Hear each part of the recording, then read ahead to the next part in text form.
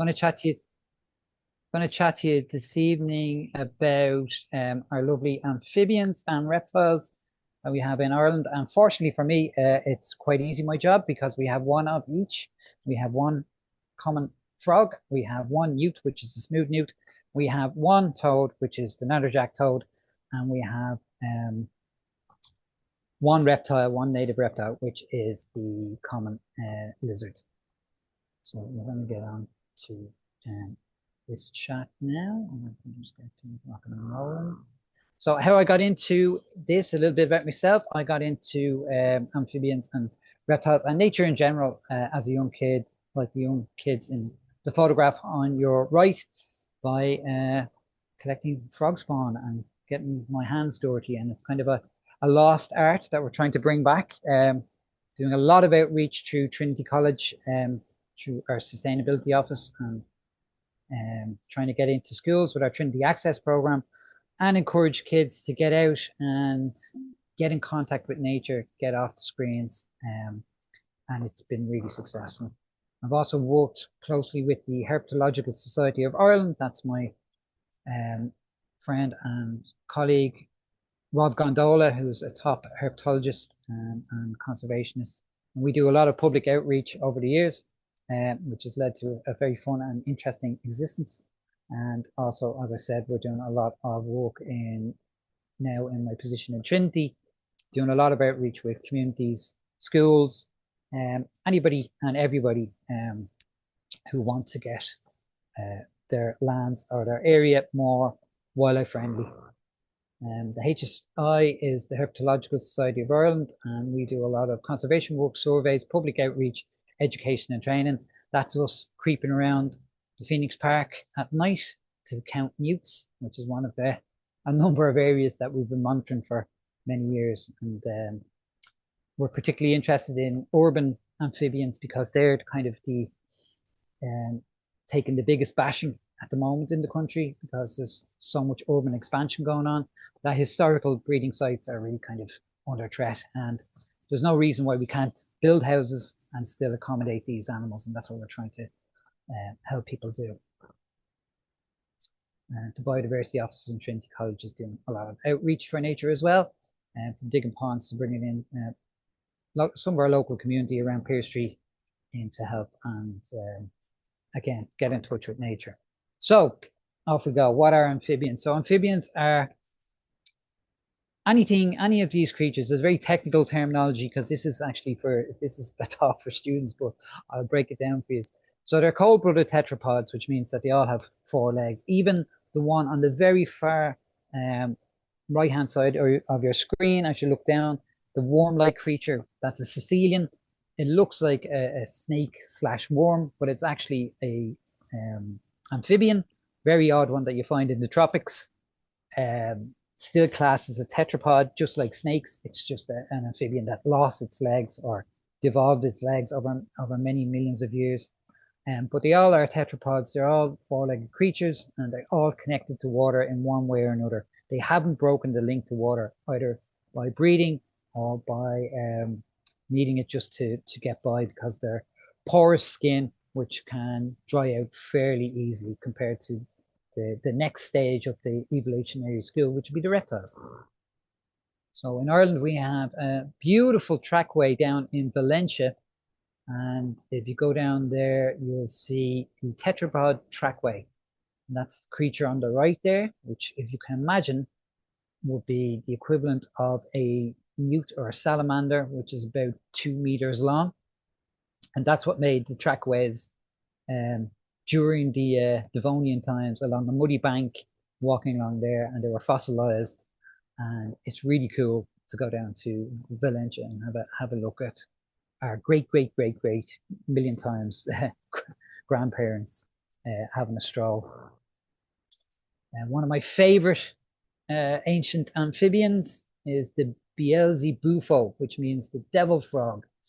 It was a frog, the size of, it means devil toad actually, but it was a frog the size of, roughly the size of a beach ball, and quite a large creature, and was capable of eating small dinosaurs, as this illustration delightfully shows.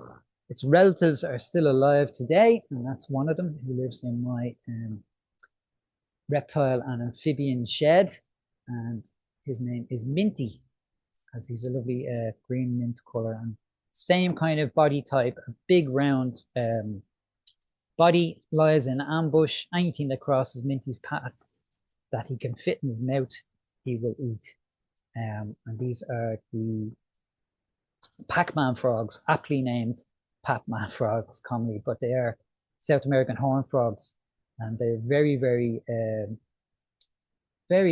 ambitious eaters and great hunters. They'll take everything from bugs to snakes and rats and other frogs. Incredible little creatures. So amphibian extremes, you have this tiny little frog. That's a fully grown adult. That was discovered in Papua New Guinea only in 2009. And that's as big as that gets. And then on the opposite end of the scale, you have the giant salamanders of Japan and China. Unbelievable size, really living dinosaurs, and under threat in their native habitats because of pollution and the usual death by 1,000 cuts that face amphibians all over the world, invasive species and the likes. There's a big girl. Now let's go on. So what are reptiles? Reptiles are comprised of a lot of different species. So you have crocodilians, lizards, snakes, and even the tuatara, which is on its own. It's a little lizard that, well, it's kind of like an iguana that lives down in New Zealand, and that's out on its own. But they're cold-blooded tetrapods, even snakes. Snakes once had legs, but they lost them over many years. They didn't need them. Breathe through lungs and are a lot less porous in their skin. In fact, they're quite specialized in their skin, and the fact that they can live in very, very hot climates out in the daytime. Because unlike their cousins, the amphibians, they've closed up their pores and made themselves very, very good at retaining water in climates that are quite dry. Reptile extremes. So you can see the nano chameleon on the right hand side. That's a fully grown adult, smallest of all the reptiles. Hard to believe that an adult creature that size exists, but it does.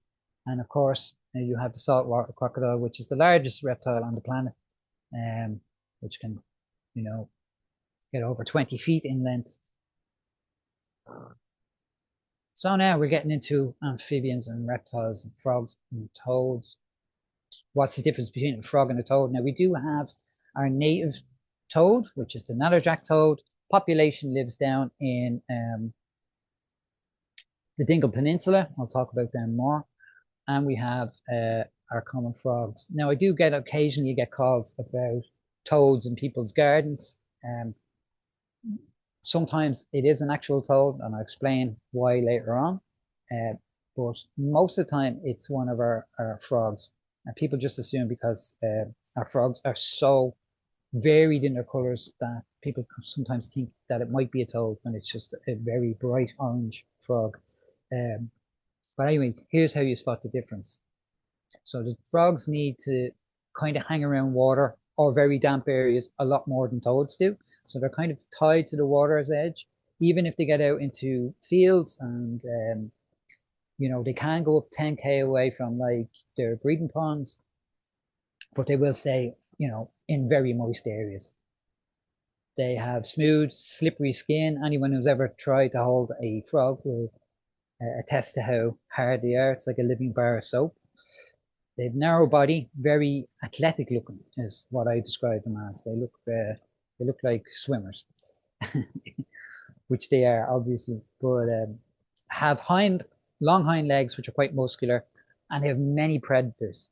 So everything eats frogs from when they hatch out as tadpoles, and even before when they hatch out, to their dying day, they'll be ate by anything that can catch them.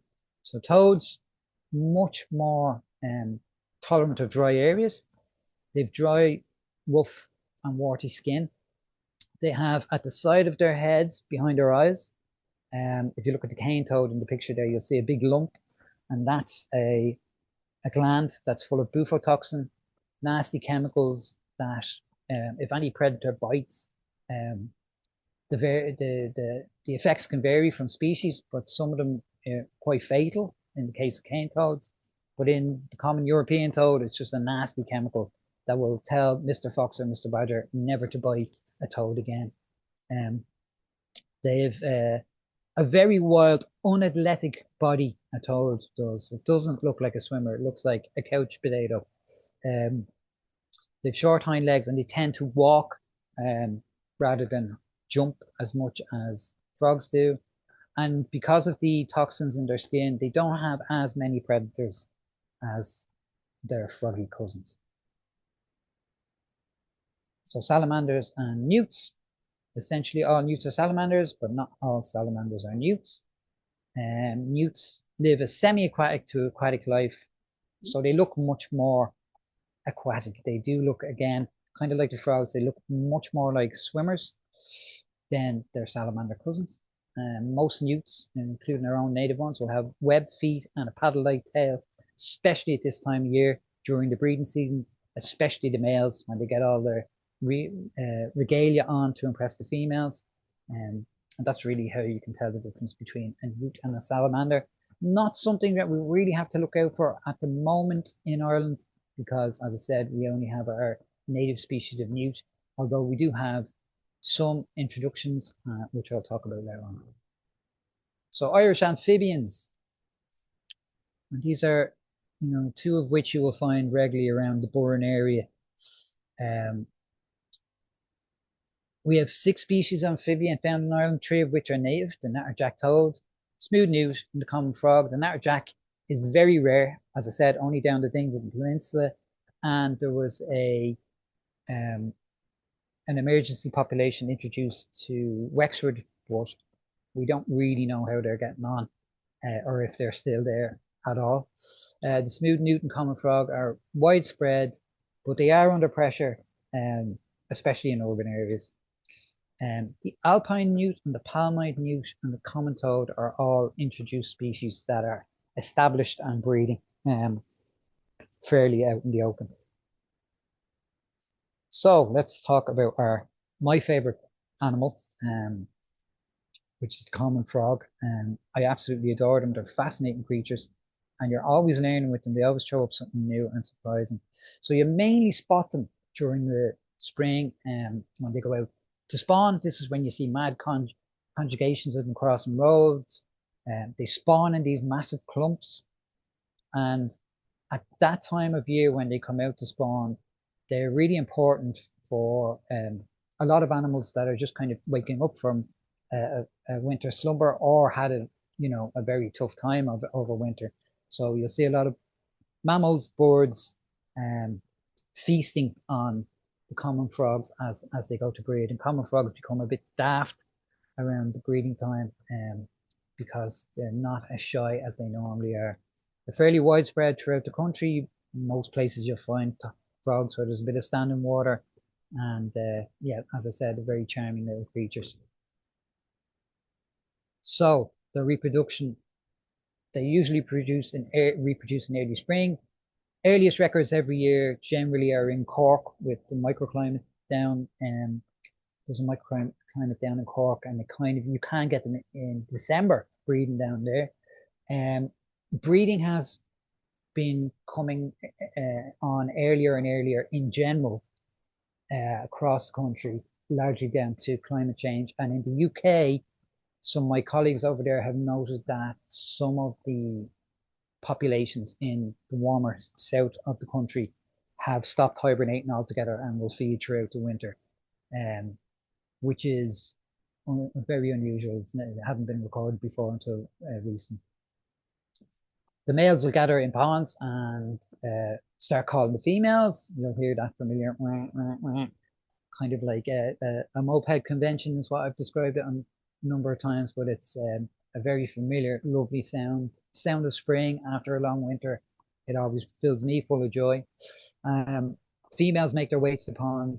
I generally find females, the males will hibernate in or around the pond, I generally tend to find females, and my colleagues do as well, outside of ponds. They tend to hibernate in under rotten wood, in places like that, under stones, in old traditional walls is a great spot for them to hibernate in. And they make their way to the ponds when they hear the males calling. And they usually arrive with a young, inexperienced male who jumped on her way to the pond on her back, and then he will swiftly be kicked off by the older males who are in the center of the pond. And there is quite a lot of hustle and bustle looking for the female, trying to grab onto her. But it's generally the bigger males that will win. The males grab onto the females with using, and I'm going to go back here just to show you. If you look at the male that's in the white glove at the middle of the picture there, you'll see on his thumb a shiny lump, and that's called a nuptial pad. It's quite rough, actually. It looks shiny, but it's quite rough, and that's what they use to dig into the females so they don't slip away. And yeah, it's pretty intense. High mortality rates during breeding seasons for frogs. Lots of things pick them up off. This is a site in Kildare in 2014 where a ferret or something similar got into a pond where a large population of frogs were breeding, and just kind of went like a fox in a hen house and went crazy and chewed them all up. And we were initially worried about disease, but we got some of the bodies sent away to ZSL in London, where they confirmed it was a mustelid kill and not disease, which is, you know, all part of nature. These things happen, and that population is going really strong still.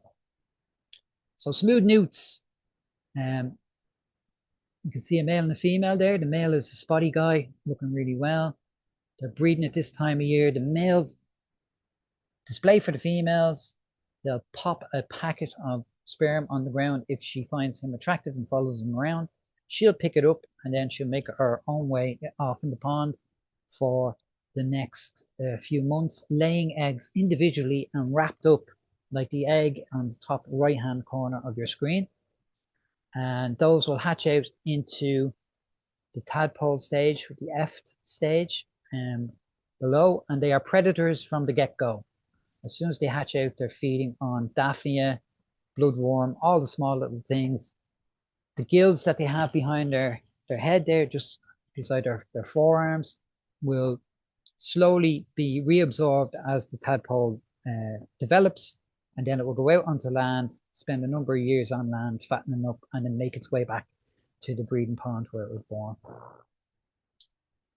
So there you can see a male newt. This is a particularly attractive male newt.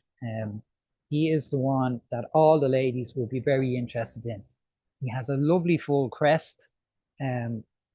He's got a mixture of orange and blue in the tail, on the base of the tail there, you see it.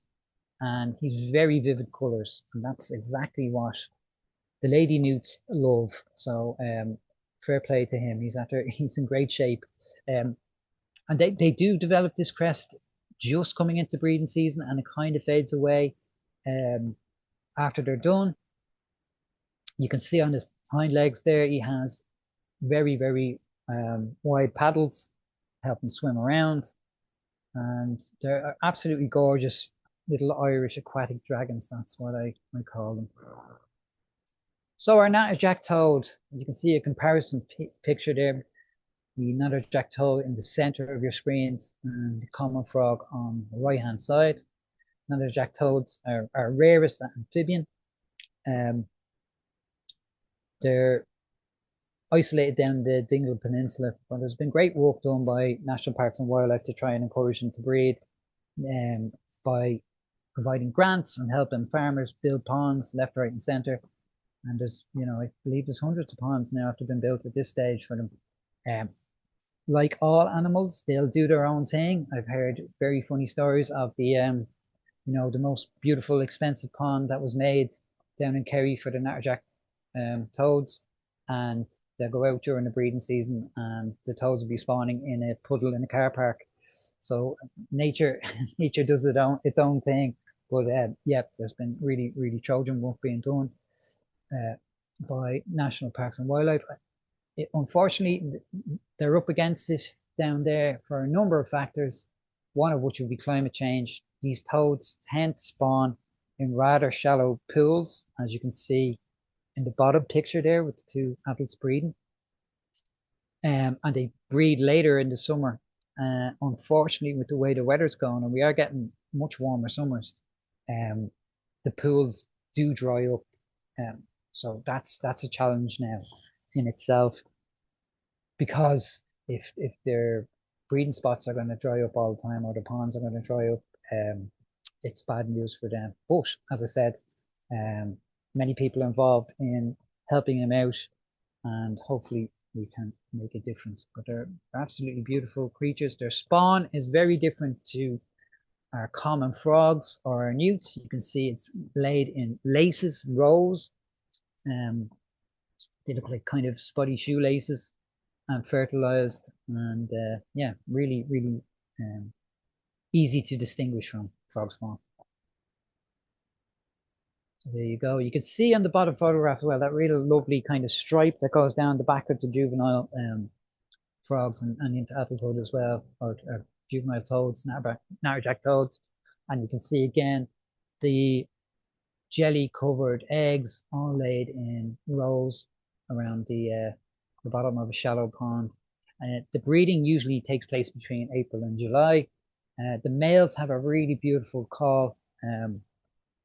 It's it's very unusual, very nice, and hopefully we get to hear more about over the years, because they are rather charming little creatures, and being so rare, they're one of our most important species that kind of gets overlooked because it's not cuddly and doesn't have feathers. So yeah, but I really think they're gorgeous little creatures, and hopefully they're around for a long time. So metamorphosis in toads and frogs. You can see there our classic frog spawn image. By the way, if you do have frog spawn in an area and you want to know if there's newts, a handy way of spotting it is if you look at that jelly of the frog spawn with all the black dots, which is the embryo of the tadpole. And if there's newts around, you'll see some empty jellies, as in they would have stuck their head into a number of the jelly eggs there and eaten the embryo. It's a really good way if you're an ecologist, or if you're just out of interest and you want to see if there is a possibility of the smooth newts being around. That's a good indicator that they are there. Anyway, metamorphosis starts with the back legs. We're kind of coming up to the first picture of that tadpole developing right now. Some of mine are starting to get their back legs. Development is based on heat in the water and the amount of food available. Food isn't a problem for tadpoles. They'll eat everything from dead matter in the water to algae. So they generally don't run out of food, and they'll eat each other if they do. But the heat is a big factor. Shallower ponds and shallower pools will help them develop much faster than spawn that is laid in tadpoles that develop in larger pools. In larger pools, some tadpoles will actually overwinter and go on as tadpoles into the following year. You can see the classic development until they are ready to pop out with their little tails dangling between their backside. So native reptiles. So we've our common lizard, which is on the far right. We've the slow worm, which I'm calling native-ish. And then we've the leatherback turtle, which I'm not going to delve into, but it is classed as one of our native species because it feeds around the coast, and really impressive, gigantic turtles. It's hard to comprehend how big they are, but they are literally the size of a small car, and super rare to see because of how they feed and how they live. But amazing to think that they're all feeding on jellyfish off our shores. So I'm going to talk about our native-ish reptile, the slow worm. Commonly thought of as a snake if people see it and they're not,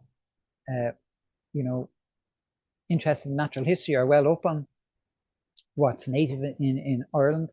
I've gotten calls before, and I know that my colleagues in the Natural History Museum and places like that, Dublin Zoo, have gotten calls about slow worms everywhere from Galway, especially the Burren. These are Burren specialists. They love it down there. It seems to be the epicenter for at least one introduction of them, and it suits them down to the ground. But yeah, you get calls from people from time to time saying, I have a snake in the garden that was lying under some plastic or in a compost bin, and you get a photograph and it's slow. So they've only been fairly recently recorded, probably introduced by accident. There was a legend going around, or a tall tale, or whatever you'd call it, going around in naturalist circles saying that some hippies had brought them over from the UK when they visited Ireland. I don't know how much of that's true, but it's certainly funny. But beautiful little creatures. They don't seem to be making a negative impact our in our wild spaces, just like hedgehogs have been introduced and aren't making much of an impact, a negative impact. They've kind of slotted in nicely into our ecosystem in Ireland. The slow worms love to eat slugs, snails, all that kind of garden pests. So they are nice to have around your garden if you have it. They are significant in the fact that it shows how easily creatures can move from one habitat in Europe and close by, especially if they're used to living in temperate climates like Ireland has, and how easily they can slip into the country kind of unnoticed. And it does raise a question about biosecurity in Ireland. They're actually lizards as well, by the way. I didn't mention, but they are lizards, and legless lizards again. So kind of evolved the same way snakes do. The difference between them and snakes is they don't have they don't have the fixed eyes. They can blink, and yeah, beautiful little creatures. So this is our common lizard, and you can see this rather handsome male that I'm holding here. He looks rather unhappy to see me, but it's a great little photograph and shows you how wonderful colored they are underneath the males, just to show off for the females. So it's our only native terrestrial reptile, largest distribution of any terrestrial reptile, and it's really found from Ireland right across Europe into Asia, right over to Japan, which is really cool. They are very unusual in the fact that they can keep their eggs inside them. When the female has mated with a male, she'll keep the eggs internally in her, and she'll bask out on whatever she can find. They'll do mosaic basking under branches and in grass, and they'll creep out onto logs and rocks, and she'll basically sit there in the sun and cook the eggs internally rather than laying them, because Ireland is just too cold, and many of the countries that they stay in or that they live in are too cold for them to lay eggs. So she'll do that internal kind of cooking, and then lay up to a dozen eggs, which are perfectly clear. It's like a little embryonic sac, and as soon as the mother lays them, the young will burst out almost instantly. So it's virtually a live birth for a lizard, which is pretty cool and interesting. They're very, very cold tolerant. They can go right down to sub-zero temperatures for a long, long time. So well suited to Ireland. And of course, not a lot of people know that they're in Ireland, and people get shocked when they do accidentally come across them.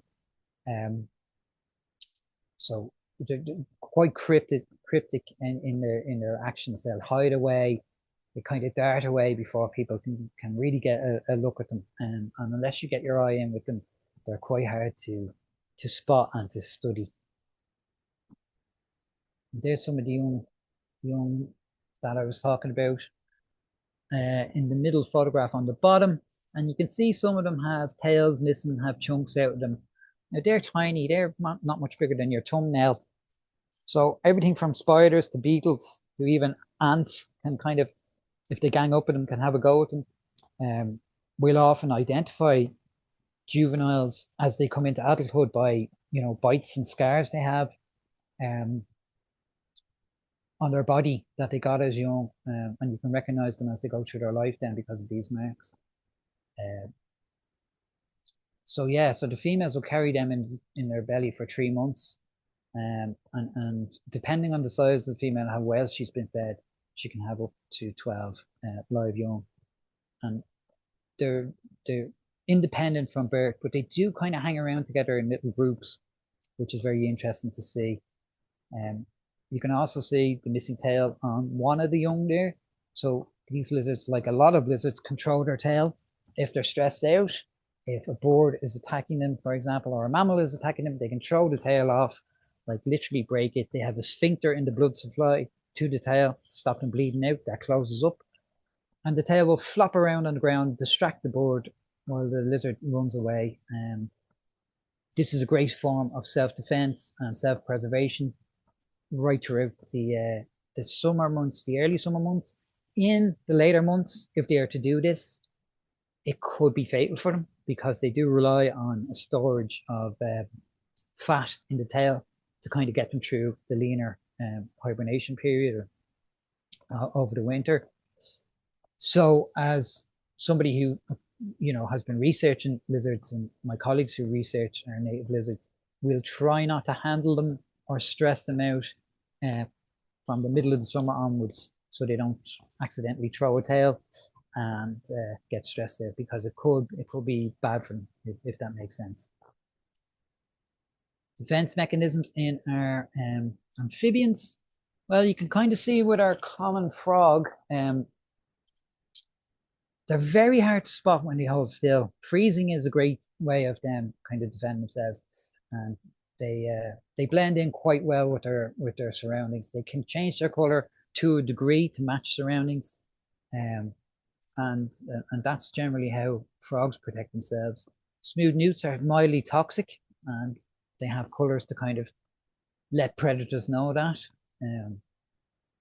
And one of our introduced species we have is the common toad. It lives around Wicklow and up in Donegal, and there is a population in Cork as well.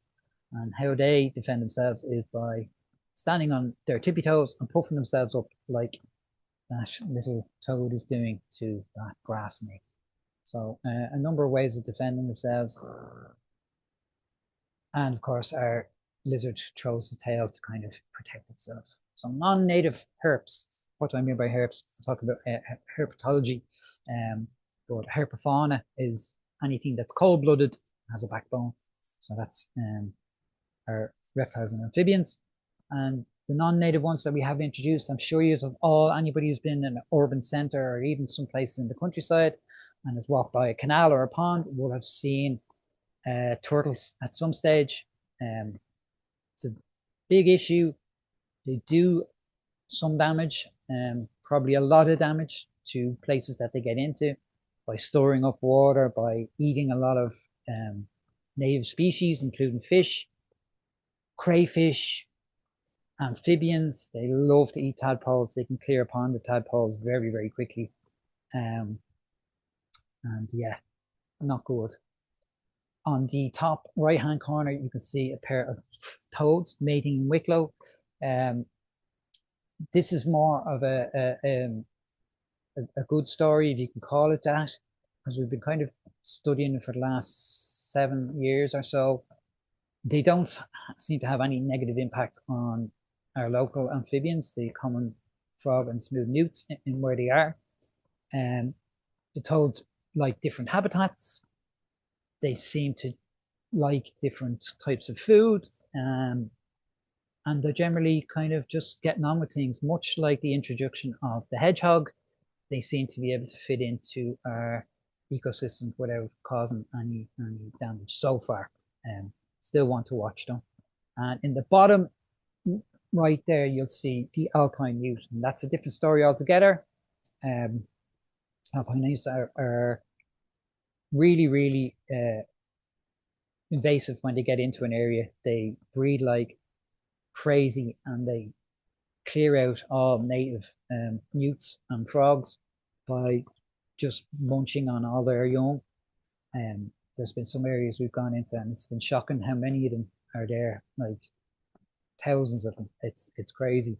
So the kind of to get to grips with it now is really important.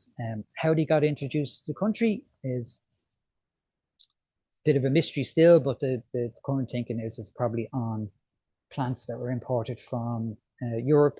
So if you're buying a lovely lily pad from your garden centre, it's probably been imported from Europe. Well, it has been imported from Europe, where alpine newts would be common in all sorts of ponds and um, large botanical centres that grow these kind of plants. And of course, they lay eggs on the plants, and they can lay up to 200 eggs on a plant. And you could, buy the plant and put it in your pond, not knowing that those eggs are on it and they hatch out and then they come back in a few years' time and lay more eggs. And that's how it starts off. But again, requiring more research. And a good friend of mine and TCD alumni, Anya, is doing a PhD on them at the moment. So some good research going to be coming up out of it. The common toads up the top, there is a chance that they were a historical introduction because they seem to have been around for a very long, long time, judging by conversations we had with local people who thought they were common frogs or thought that common toads were native to Ireland because of, I suppose, the Anglicization of our culture. You read The Wind in the Willows and you think, Mr. Toad might be an Irish species as well as a UK species. A lot of our natural history programs would have been repeats from the BBC back in the day. So some people just thought they were always native here. So it could be possible that some of the older families in, up around Massey's Wood or places in Wicklow might have brought them over either on purpose or accidentally. But they do seem to be here for quite a long time, which is very interesting. So there's the alpine newts. You can see that bucket. That's only a couple of dips of a very small pool area that we found them in. So very, very heavy population. And they can do weird stuff. Like if you look at the top left-hand corner, that one, it looks like an axolotl, which is a kind of a popular pet.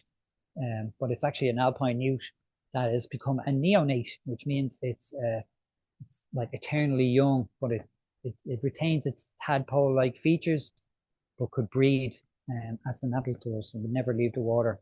So very hardy little animals and very beautiful too, but unfortunately they don't belong here. And it's very weird, like a lot of animals get introduced to Ireland, like the white-toothed shrew, for example, lives in perfect harmony with the pygmy shrew in Europe, but when it was introduced to Ireland has caused nothing but chaos. And it's the same case here with the alpine newt. Lives fine with other newts and frogs on the continent, but for some reason it's just really kicking everything out of balance in Ireland, probably due to lack of predators like grass snakes and other newts, big newts that would keep their numbers in check, like great crested newts, etc., like that. So it just goes to show some animals can come in and not cause any trouble if they're introduced, and some can just absolutely cause chaos. And it's the same with botanical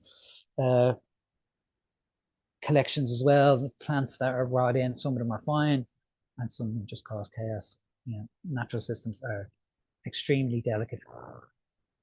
So I suppose just to finish off, how can we help our amphibians and reptiles, our native species? Well,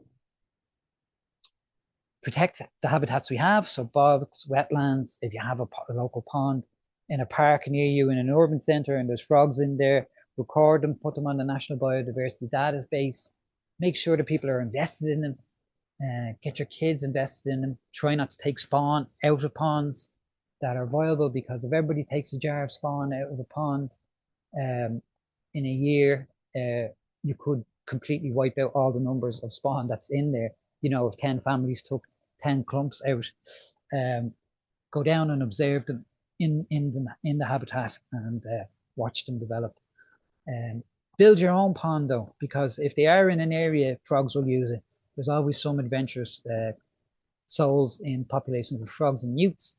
And ponds can be anything from a small plastic tub that you sink in the ground to a large pond like the one in the photograph there, which is one I built when I moved into my new home 4 years ago.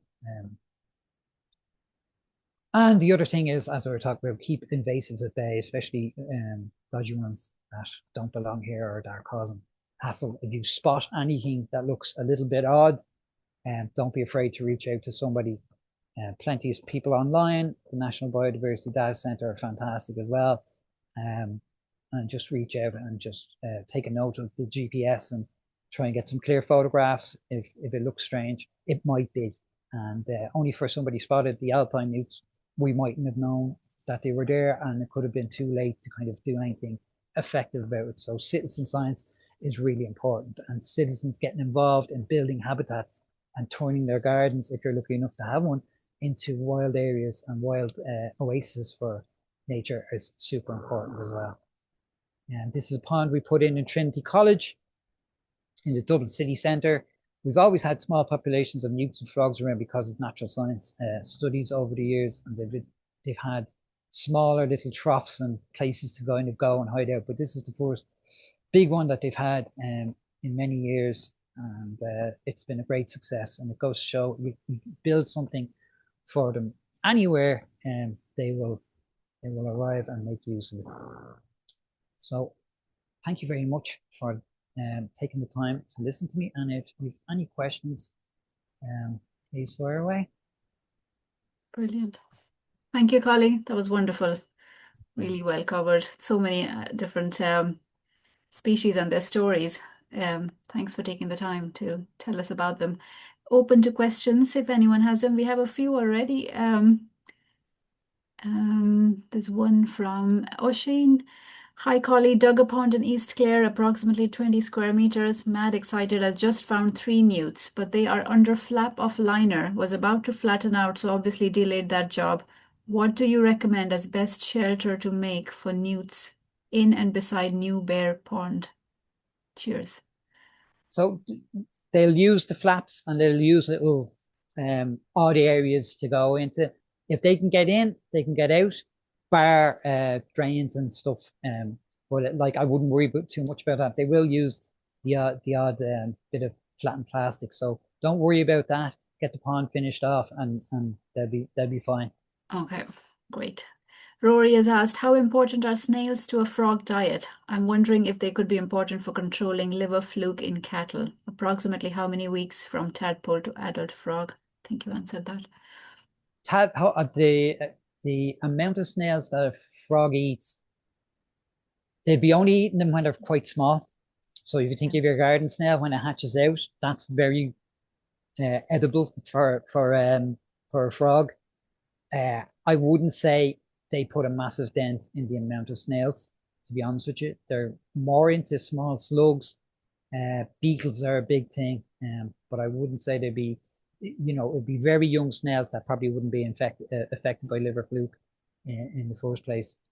The amount of time from, what was the question? From Sorry, is there a tadpole connection to liver fluke, if they could be important for controlling liver fluke in cattle? Yeah, I don't think that would be a major thing that Okay. frogs could help out with, And because how of the many? size that Yeah. they can only eat.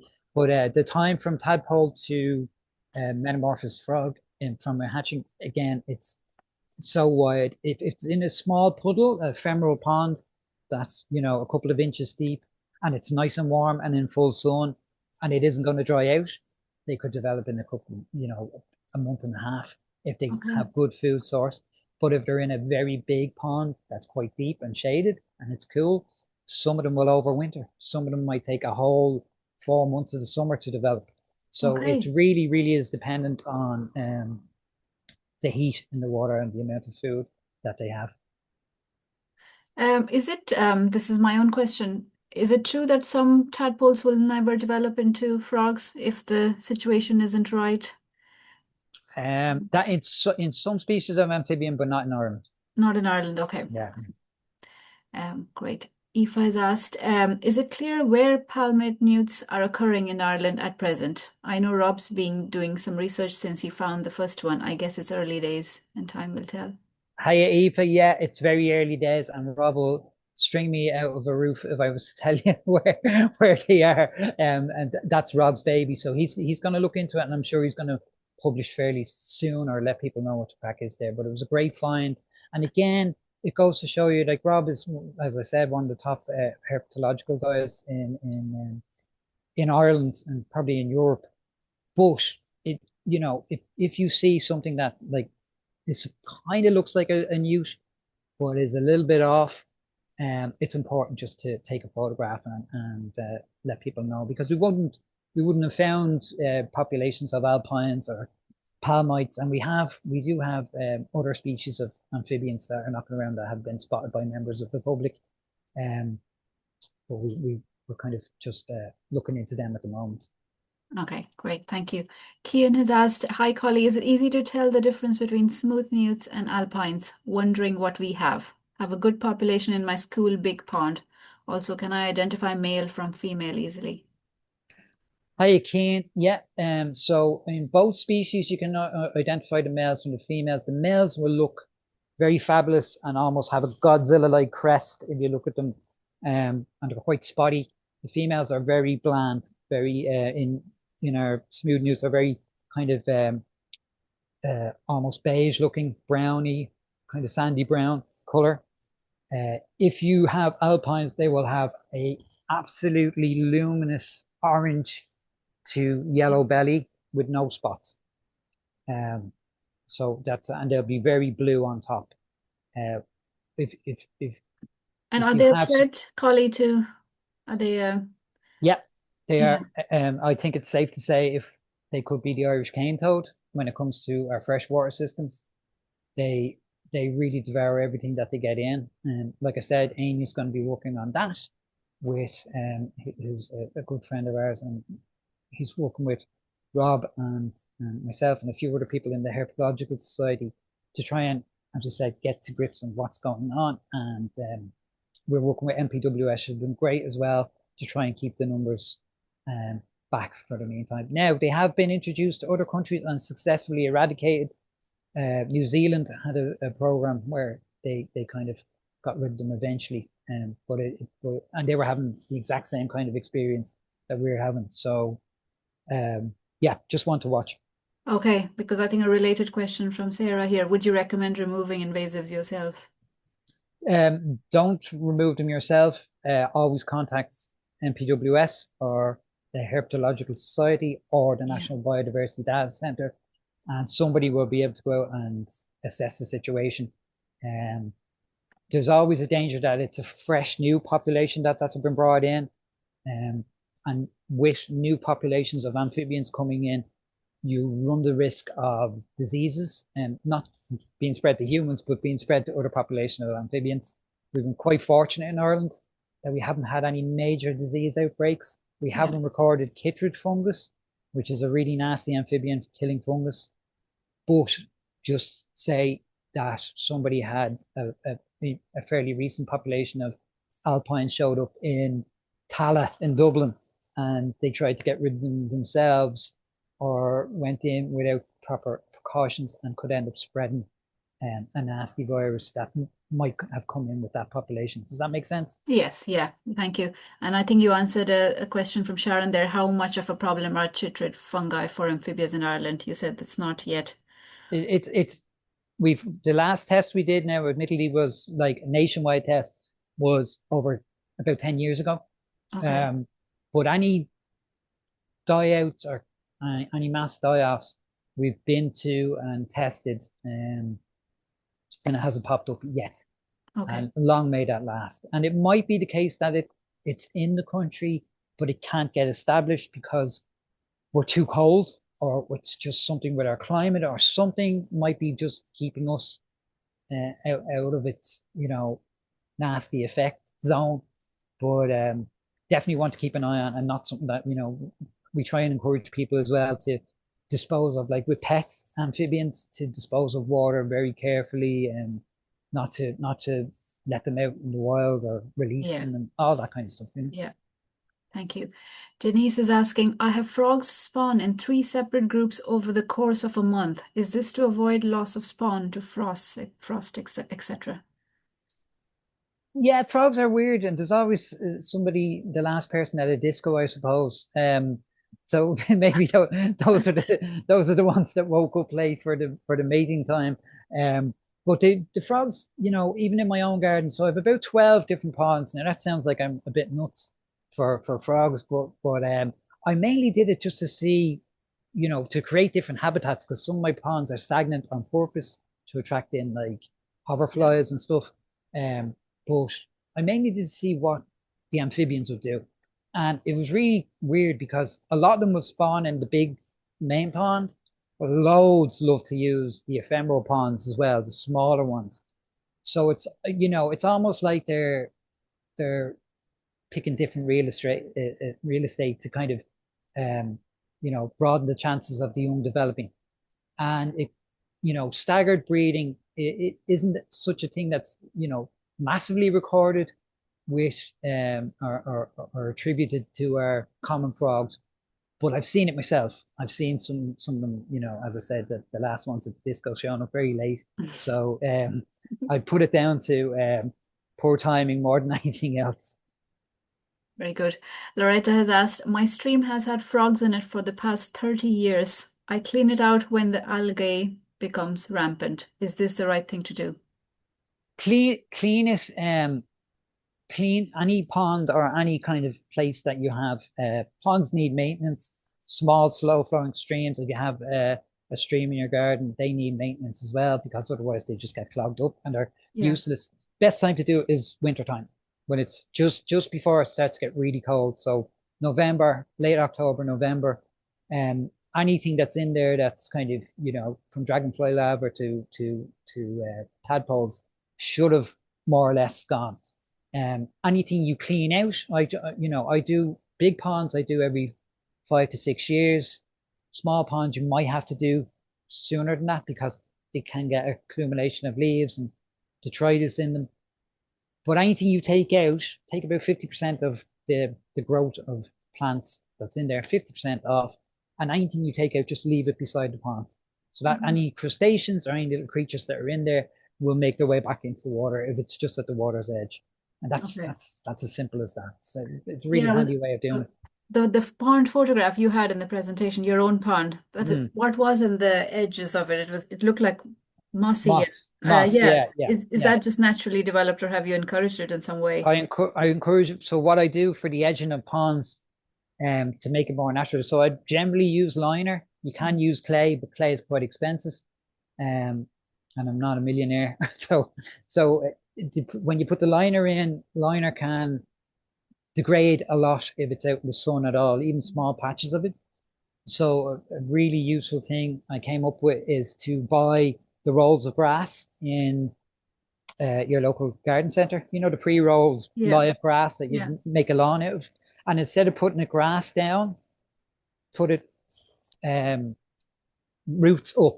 So the muddy part Okay. up, and put it Okay. in. And it's Right. an easy way of forming a bank, and you can seed it with anything. You can go into a field and pull out the grass that grows in, like in a normal cow field, you'll Yeah. find lots of moss that grows in between the grass. Pull that up and plant it in, and it's Oh, it's yeah. an instant kind of bank that all sorts of animals will find it very handy to use. And don't be afraid to stick it into the water. Yeah. It's also really helpful for the likes of the hedgehogs that might fall in. They can get some purchase on the side rather than slipping on, bare rubber. That's excellent. That's very clever. Mm. Denise is saying, I'm a lifelong frog fanatic. I found a toad tadpole in Templeogue, Rathfarnham 50 years ago. Pond would have been 3 miles from Massey's estate. Could it Yeah. have been from that population? Absolutely. It was Okay. from that population. So they're up in Massey's. They've been spotted all the way down to Tala. So they kind of follow the Dodder along there, and then they're off into Wicklow National Park. So given the range, and if you look at toads in Europe, from populations that have been reintroduced by conservationists, and they look at how fast toads spread out from an area of introduction, they don't spread very fast at all. So given the range that we have in the Dublin Wicklow area, that means that they must have had ample opportunity over many, many years to travel, if Okay. that makes sense. Yeah. Very good. I think the final question now, I think it's quite related. Hi, Collie. Thanks for excellent talk. Wonder if dogs would hunt frogs. And my sister discovered a frog on her urban garden under a dark, damp area where she stores flower pots. She's worried dog might get it and is thinking of moving the frog to a pal's place in a rural area who has a stream. How does one move a frog anyway safely? Well, you can't move it away to a different area because frogs are like homing pigeons. They kind of adult frogs need to stay Yeah. in their area. It's quite hard to move them. I wouldn't worry so much about dogs. Dogs are more curious about frogs. They don't seem to kill them. Even like kind of hunter dogs and like Jack Russells and dachshunds and all that would be more into chasing prey. They don't seem to be bothered about frogs. Cats give frogs an awful hard time, Okay. uh, unfortunately. But frogs are well able to look after themselves, and I wouldn't worry about it too much. Yeah. If you're going to shift it anywhere, I'd move it out of the garden into the nearest wild area near water, and that would probably be the best bet. Yeah. Great. And I think my question was related to the pond. Have you had trouble with dogs in general keeping the liner safe and stuff? Do people ask you about that? How to keep maintain the Yeah, pond when you? it's rare enough it happens. I mean, I've had dogs all my life, and I've had ponds all my life, and only once have I had a dog in my pond where my neighbour's Irish wolfhound decided to have a bath in my pond one day. That's the only time I've seen it happen. And I know now, the big issue, which is a bigger issue than dogs in your garden pond will get used to it, and they'll drink out of it, and they'll have a look at it, and that'll be Yeah. it. Yeah. They'll get used to it, and you tell them no, and Yeah. most dogs, Yeah. um, it's the same as telling them to keep off the bed or the couch. Yeah. Just Yeah. Yeah. They just that's it. it's fine. Yeah. The And big have issue, I suppose, is yeah. in the wild and in ponds that I've built in areas, especially in urban areas, where they've built these specifically to save populations of local amphibians, and people with their dogs off lead will deliberately throw a stick into the pond. Oh yeah. Dogs have been treated for fleas Oh or yeah. mites, and the chemicals go into the water and it kills everything. Okay. So Yeah. Yeah. That's it's one thing, if I can plead with anyone who's listening who actually has any fondness for amphibians and pond life in general, is to tell your friends if they're around nature, and it goes for birds, mammals, our native hares have been hammered by, in areas, to just keep a dog on a lead until it's in an area where it cannot, like a football pitch, mm. throw the stick around the football pitch, keep them out of our waterways, Mm. keep them out of like forested areas, because there's animals in there hiding, breeding, Yeah. and trying to do their thing. And Yeah. you encourage friends to do that. It'd be a Yeah. great gift. That's really good advice. And I said that was the last question, but I have just last one more. What I know you're helping communities in the urban areas dig ponds for wildlife. Do you come across this mental barrier for health and safety, and how do you get about that? Is it More and more, huh? more and more. More and more, yeah. Yeah. So schools in particular, some schools are just they're just like, no, this Yeah. is great. This is great. The kids Yeah. need to get their hands dirty. Yeah. And then others are very, very health and safety, nervous around that. So you have to kind of cut your cloth to your measure. And if there is a health and safety issue, like one pond I put in a school recently, one of the teachers was saying, "Oh, worried about the depth of the pond," and I said, "Look, it's going to be this deep. It's going to be Yes. tiny. Don't be worrying. It's actually a scrape, Yeah. and that's what we call it." And the ironic thing was, I couldn't get into my car in the school car park because there was a puddle about this deep. And I said it to the teacher. I said, the Yes. kid could drown in that puddle sooner than the pond.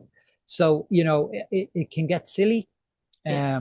but we walk around it. You work around it. These are fence. I think there's fencing there, but then it takes away the joy of.